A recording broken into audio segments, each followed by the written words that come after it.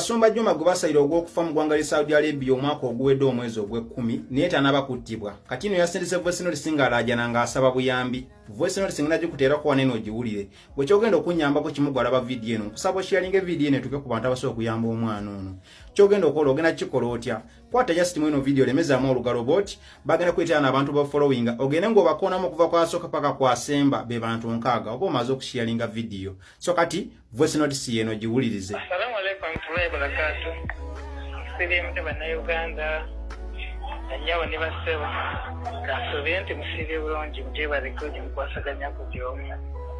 Ya zikamanya gange amita Kasumba Juma. Yandi Saudia komera mawulira ko ge bali basira mukomere Saudia. Era nshari yo mukomere Saudia kubasa ile musango ekibonezo. Ekyaluli kye basajja mabekako naye kasitawe no kyali mukomera tebanaba kusaya kibonezo kirala kyali kukira ekibonezo ekikadde naye nga nsaba buyambi nsaba kunyamba gavumenti yange nsaba kunyamba nsaba neeraliikirira buli kaseera neeraliikirira buli mbeera yonna neeraliikirira tumanya munange basobola okujja ne banjawo ne bantwala ne banzita bajendimu nkweraliikirira ekyo ekibonezo kirere kyebasalira ekyokunsa aliwe naye asaba buyambi nsaba gavumenti yange eya Uganda nsaba kunyamba ndi mu kkomera lye bayita Kimesi ndi mu kkomera lye bayita Kimesi ekkomera liri Jidda opposite Makka south Makka ne Jidda naye nga nsaba buyambi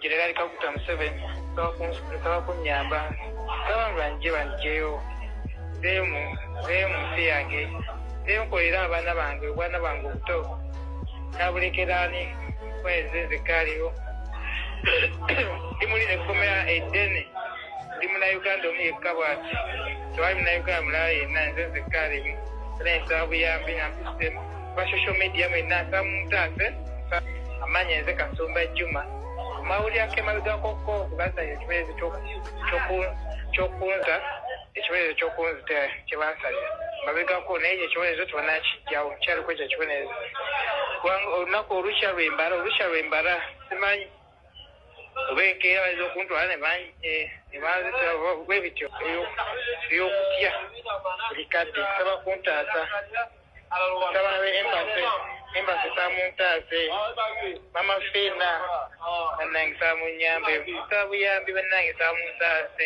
ali mu kkomera erya Kimesi lye bayita Kimesi Saudia opposite Jidda Makka sawu dene kkomera nsaba buyambi neyanze kemwe banyumya eddala byonna samunsaasire bannange. Assalamu alaikum warahmatullahi wabarakatuh. Katashikaskaza rasiza kwa mtazi. Wewa lenyo wezdala. Tunalo kume.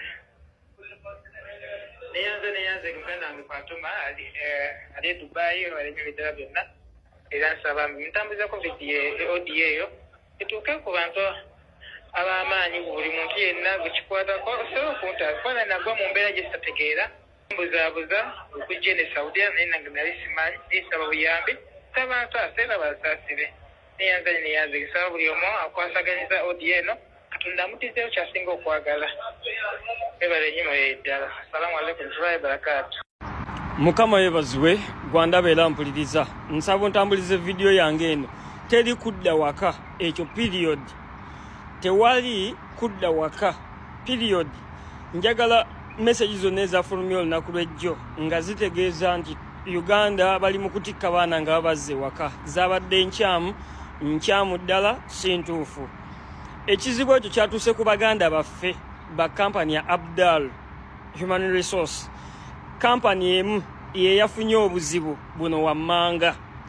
Kampani eyo yajja nereeta abaana mu bungi ne bafloatinga ng'emirimu tebalina. Sinakindi nga contract zaabwe ezimu eza kampani eyo nga zikendedde sinakindi nga ziweddewo. Kampani nesala amagezi gonna neremererwa abaana ne bagipressurizinga okutuuka okulaba nga bataminatinze contract zaabwe. Ekyamazima kiri nti for the first time kanneebalize mu lujjudde lw'abantu abangi embase yaffe ye Saudi Arabia. Ekisooka mwavuddeyo ne mu reactinga mangu ne mutaasa embeera y'abaana ne kampani. Ekyokubiri ne muyimirira n'abaana abo ne baddizibwa eka nga balina ne salale waabwe. Message eno sooka ogiwulirize bulungi ya embase ng'omukulu Yasini ayogera. Wuliriza ensonga eno. Yes, bannange tubagaliza olugendo olulungi ku lwa embassy yammwe ye Riyadh.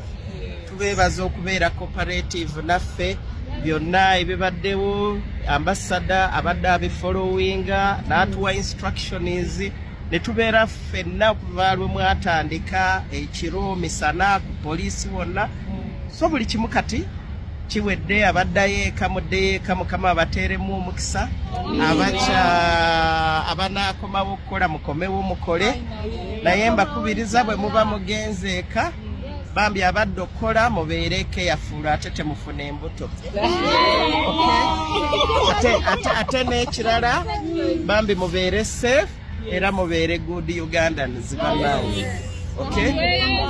Wonna we tutasobodde kukola bulungi mutusonyiwe, obusobozi bwebwo abakozi be tuyina si bangi nnyo ku embase naye at least tubaddewo.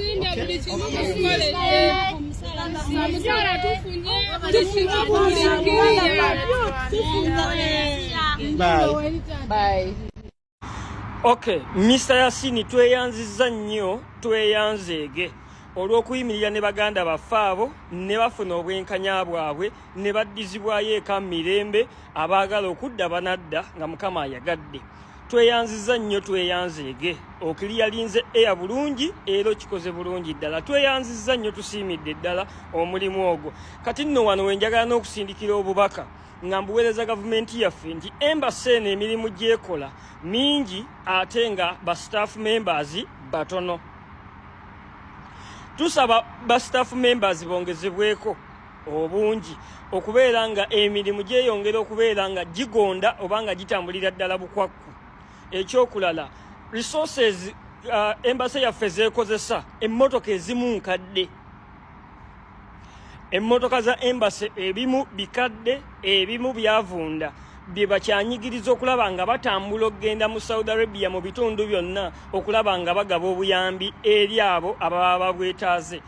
Tetusuubira kubeera nga baganda baffe bano omulimu gwe bakola bali badde bafuna ebimotoka ebikadde ng'ekyamazima n'amafuta tegatuukira mu budde, ne kituviirako okubeera nga services ze Saudi Arabia tuzifuna kikeerezi. Maama Betty Amongi, tusaba ne sekusaba yenna ensonga z'abantu bano ozitunulemu. N'ekirala, salale waabwe agirenga mu budde basobole okufunanga emitima emirungi okubeera nga batusavingira mu budde. Nsanyuse nnyo message yange ogituusizza gye badde ina okutuuka. Kati sigala ng'okyakola, tewali akutiisatiisa, tewali akugamba nti ate ogenda kudda ewaka nga wakoze eki. Mukwano contract twakagisayininga omwaka 2023 gwabadde mwezi gwa kusatu. Okyakolera ddala, kola mpaka kuwulira bubi. Tambuza video, nze Henry Geoffrey Muwonge.